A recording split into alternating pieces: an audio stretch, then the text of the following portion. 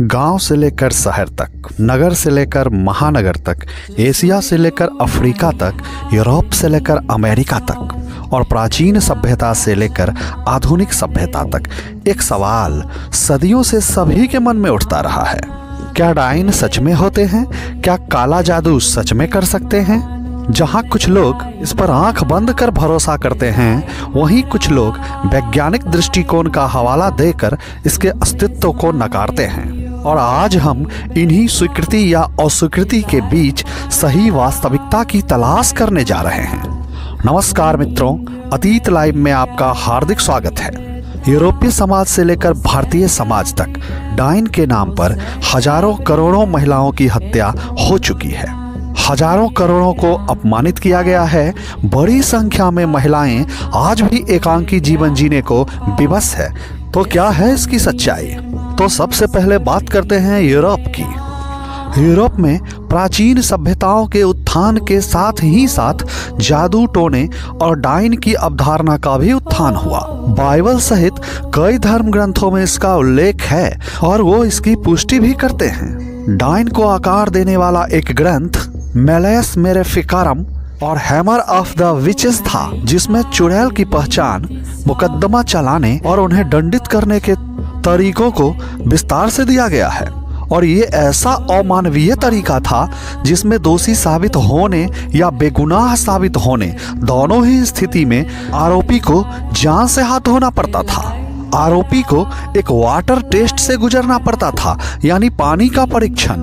आरोपी को नदी में उतारा जाता, अगर डूब जाए तो निर्दोष, मगर डूबने से उसकी मौत हो जाती थी, और अगर तैर जाए तो दोषी, क्योंकि पानी ने उसे अस्वीकार कर दिया। दोषी पाए जाने पर अधिकांश लोगों को फांसी दी जाती थी या जलाकर मौत के घाट उतार दिया जाता था। ये सजा तत्कालीन समाज के लिए सबसे आम सजा थी। कुल मिलाकर यूरोपीय विच ट्रायल्स के दौरान अनुमानित 40,000 से 60,000 लोगों को मौत के घाट उतारा गया, जिनमें अधिकांशतः महिलाएं ही होती थी। एक किताब द हैमर ऑफ विचेज, इस किताब के लेखक हेनरी क्रोमर थे। इसमें यह तर्क दिया गया था कि डायने वास्तविक है और ज्यादातर महिलाएं ही होती है, और यह उन्हें पहचानने, उन पर मुकदमा चलाने और उन्हें दंडित करने के लिए एक गाइडलाइन के रूप में इस्तेमाल की गई। यह किताब यूरोप में विच हंटर्स यानी डायन के शिकार को बढ़ावा देने वाला एक प्रमुख ग्रंथों में से एक थी। बाइबल ने इसे अनैतिक और ईश्वर को नाराज करने वाला कार्य बताया है, पर इसके अस्तित्व को स्वीकार किया है। आइए अब देखते हैं कि इस विषय में इस्लाम क्या कहता है। इस्लाम धर्म में जादू टोना करने वाले को सिहर कहा जाता है, जो एक शैतानी काम और महापाप है। पाक किताब कुरान में सूरा अल-वक्र इस आयत में जादू और उसे सीखने सिखाने का जिक्र है। हदीस की किताब संग्रह सहीह अल-बुखारी और सहीह मुस्लिम, इन प्रमुख हदीस ग्रंथों में भी सिहर यानी जादू टोने का जिक्र है और इसे एक शैतानी काम और बहुत बड़ा पाप कर्म कहा गया है। अब बात सनातन धर्म की। चारों वेदों में अथर्ववेद को मंत्रों और विधियों का मुख्य स्रोत माना गया है। इसके बाद तंत्र शास्त्र, जो शैव और शाक्त परंपराओं से जुड़ा है, ब्रह्मांडीय ऊर्जाओं और शक्तियों के नियंत्रण की विधियों का वर्णन करता है। इसके तहत 6 एक्ट्स, 6 प्रकार के कर्मों का उल्लेख है। समस्याओं की शांति अथवा निवारण, सम्मोहन यानी वशीकरण, स्तंभन यानी किसी काम को रोकना, विद्वेषण यानी शत्रुता बढ़ाना, उच्चाटन यानी किसी को दूर भगाना, और मारन यानी किसी की हत्या करना। इनमें से अंतिम 4 क्रियाओं को काला जादू के रूप में देखा जाता है। तंत्र और आगम तंत्र एक बहुत व्यापक विषय है, जिसमें कर्मकांड, योग दर्शन और यहाँ तक कि जादुई क्रियाएं भी शामिल हैं। तंत्र के 3 मुख्य भेद हैं। दक्षिणाचार, यह शुभ, सात्विक और आध्यात्मिक उत्थान पर केंद्रित है। वामाचार, यह तीव्र, गोपनीयतापूर्ण और कभी कभी विवादास्पद क्रियाओं पर केंद्रित है। इसमें 5 मकार जैसे मदिरा, मांस आदि का प्रयोग होता है। इस मार्ग के कुछ अतिवादी हिस्से समाज में निषिद्ध माने जाते हैं। मध्याचार दोनों के बीच संतुलन का कार्य करता है। ये तंत्र की मुख्य किताबें हैं, ये किसी डायन विद्या की सूची का हिस्सा नहीं है। सनातन धर्म में ऊर्जा को वातावरण में मौजूद एक सूक्ष्म बल माना जाता है।